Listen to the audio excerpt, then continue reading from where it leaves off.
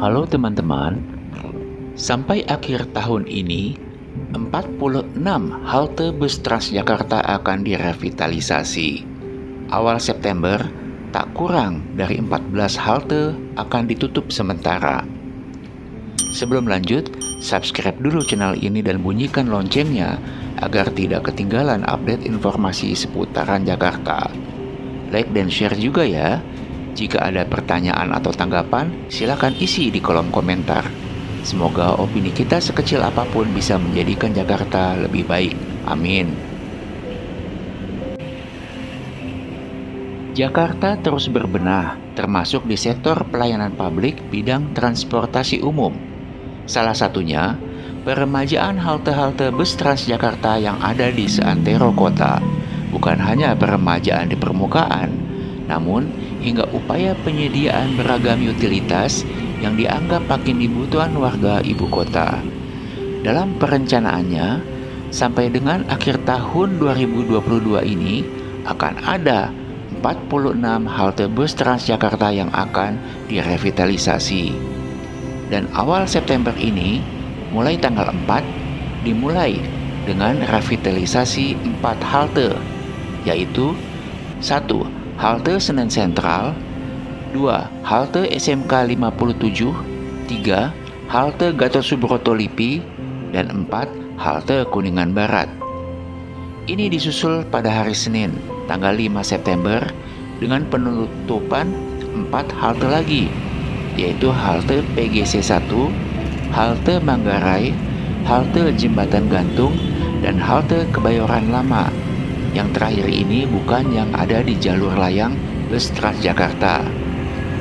Lalu pada Selasa, pada tanggal 6 September, 5 halte menyusul juga akan ditutup. Halte-halte yang ditutup adalah halte Pulau Gadung 1 dan 2, halte Pramuka BPKP, halte Kalideres, dan halte Pasar Jatinegara. Lalu kemudian pada hari Rabu, 7 September, halte Ragunan juga akan ditutup. Terkait penutupan 14 halte bus Transjakarta di pekan pertama September ini, banyak pelanggan yang menanyakan bagaimana solusinya jika ingin naik atau turun bus Transjakarta di halte yang terkena proyek revitalisasi. Pihak Transjakarta mengatakan jika pelanggan bisa menggunakan halte-halte sebelum atau sesudah halte yang ditutup sementara. Banyak pelanggan yang mengeluh mengenai hal ini karena halte sebelum atau sesudah halte yang ditutup jaraknya lumayan jauh. Ada seratusan meter, bahkan ada juga yang lebih. Terlebih lagi di beberapa ruas jalan, fasilitas pejalan kaki seperti trotoar belum sepenuhnya layak.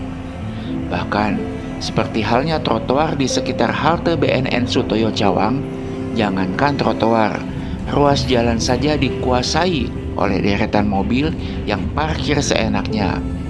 Parahnya, jalan yang awalnya terdiri dari 4 ruas, setengahnya dijejali mobil yang parkir.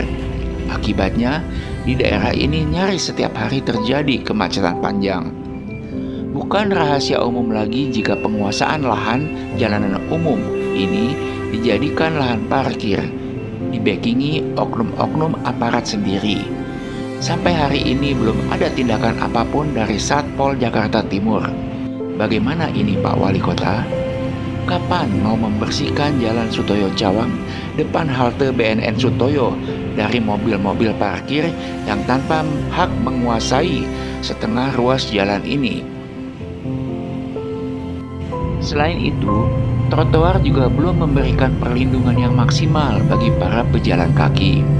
Di trotoar, para pejalan kaki masih harus bersaing dengan motor yang tanpa hak melintas di atasnya ataupun parkir. Seharusnya Pemprov DKI membuat ruas trotoar yang tidak bisa dilintasi pemotor. Solusi turun dan naik di halte sebelum atau sesudah halte yang ditutup bukanlah solusi terbaik. Karena fasilitas trotoar di Jakarta masih banyak yang belum sepenuhnya melindungi pedestrian dengan maksimal. Belum lagi jika hari teramat panas atau malah turun hujan.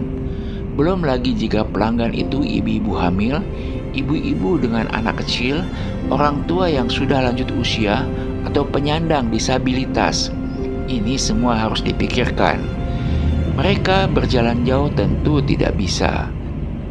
Seharusnya, solusi yang ditawarkan adalah yang memudahkan dan memberikan kenyamanan bagi pelanggan. Ini adalah tugas para pemangku kebijakan yang memang digaji dengan uang rakyat untuk itu.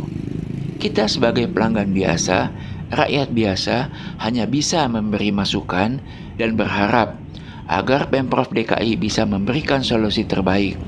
Bukan cuma mengatakan bisa naik dan turun di halte sebelum dan sesudah halte yang ditutup. Karena tanpa dikata pun, hal itu sudah diketahui banyak orang.